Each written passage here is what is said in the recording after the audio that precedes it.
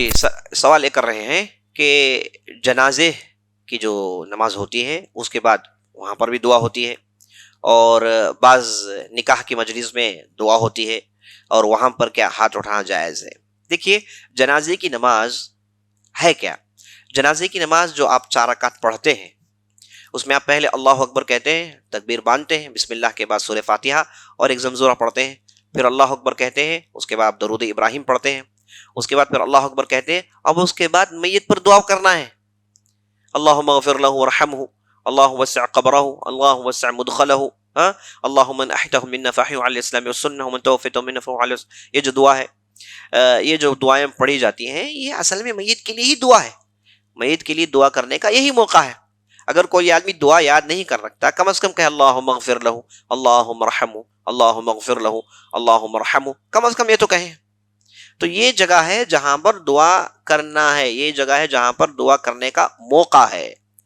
اب لوگ اسے چھوڑ دیتے ہیں، اس کے بعد سلام کرنے کے بعد نماز سے باہر آتے ہیں، اور نماز سے باہر آنے کے بعد پھر وہاں پر ایک لمبی دعا کا سلسلہ شروع ہوتا ہے۔ اب یہاں پر مسئلہ یہاں تک پہنچ جاتا ہے کہ بعض لوگ اتنی لمبی دعا کرتے ہیں اور اس کے بعد پھر وہاں دفن کرنے پہنچتے ہیں، اور قبرستان پر، اور دفن کرنے کے بعد وہاں پر لمبی دعا ہوتی ہے، عجیب و غریب حرکتیں کرتے ہیں۔ یہ سب چیزیں اسلام سے اس کا کوئی تعلق نہیں، یہ بدعات ہیں۔ نبی صلی اللہ علیہ وسلم نے دعا کے لیے موقع فراہم کیا، ایک نماز پوری اسی دعا کے لیے ہے، پوری نماز اسی میت کی دعا کے لیے۔ اب ہم نے وہاں پر کوئی کنسرٹ جہاں کرنا ہے وہاں پر کام نہیں کیا، اب جہاں سے نکل گئے پھر اس کے بعد مختلف کام ہم کرتے ہیں۔ تو اس لیے یہ جنازے کے بعد جو دعائیں کی جاتی ہے یہ بھی تقریباً بدعات میں شمار ہونے والی چیز ہے۔ یہاں پر کوئی اجتماع دعائیں نہیں ہوتی، بلکہ جنازے کی نماز ختم ہونے کے بعد اسے لے جائیں اور میت کو دفن کریں، اور دفن کرنے کے بعد قبر کے پاس آپ صلی اللہ علیہ وسلم سے ثابت ہے کہ کبھی کبھار یہاں پر آپ صلی اللہ علیہ وسلم ٹھہر کر واعظ و نصیحت کرتے، جو بھی حاضرین ہیں انہیں دنیا کی حقیقت بتاتے، موت کا برحق ہونا یہ بتاتے، اور اس کے بعد صلی اللہ علیہ وسلم آپ جو ہے مجلس برخاست کرتے، اور ہر آدمی کے لیے چھوٹ ہوتی کہ وہ اس قبر کے پاس ٹھہر کر اس میت کے لیے لمبی دعا کریں۔ اگر قریبی رشتہ دار آدمی ہے تو لمبی دعا کرے گا، کوئی باہر آدمی ہے تو صرف مختصر دعا کر کے چلے جائے گا۔ تو لوگوں کے لیے چھوٹ ہوتی ہے کہ لوگ اب ٹھہر کر اپنے لیے، اپنی میت کے لیے، اپنے رشتہ دار کے لیے جو گزرے ہیں ان کے حق میں دعا کریں۔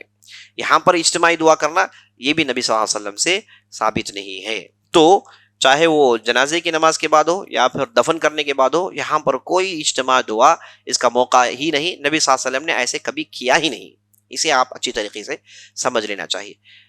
اور یہ جو اجتماعی دعا جو کی جاتی ہے اس میں ہوتا کیا ہے؟ اس میں ایک آدمی وہ اپنی ضرورت مانگتا ہے، ہاں وہ دوسروں کو بھی شامل کر لیتا ہے، لیکن لوگوں کی ضروریات مختلف ہوتی ہیں، لوگ اپنی اپنی چیزیں مانگنا چاہتے ہیں، سب آدمی کو اپنی پریشانی ہے، سب کو کچھ اپنے مسائل لاحق ہیں۔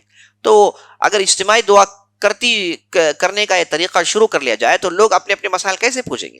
تو اسی لیے اسلام میں چھوٹ ہے کہ ایسے موقع پر کہ آدمی ہاتھ اٹھائے، اپنا مسئلہ اللہ کے پاس پیش کرے، اپنی ضروریات اللہ کے سامنے رکھے۔ یہ ایک بہت اہم نقطہ ہے سمجھنے کا۔ اب دوسرا سوال یہ ہے کہ یہ جو نکاح کی مجلس میں جو اجتماعی دعا کی جاتی ہے، نکاح کی جو مجلس ہوتی ہے اس میں پہلے خطبہ پڑھا جاتا ہے، اور اس کے بعد ایجاب قبول کے جو مراسم ہوں وہ طے ہوتے ہیں۔ اس کے بعد ہوتا یہ ہے کہ جو بھی خطیب تھے وہ ایک اجتماعی دعا کا لمبا جو ہے سلسلہ شروع کرتے ہیں، اللہم الف بین قلوبہم، یہ جو مشہور دعا ہے یہ سب پڑھتے ہیں۔ یاد رکھ لیجئے یہ نبی صلی اللہ علیہ وسلم کے زمانے میں ہوتا نہیں تھا۔ نکاح کی مجلس میں لوگ لائے جائیں گے، شہود لائے جائیں گے، ولی آئیں گے، اور خطبہ پڑھنے کے بعد، ایجاب قبول کے بعد نکاح کا مسئلہ ختم، مہر طے کرنے کے بعد نکاح کی مجلس ختم۔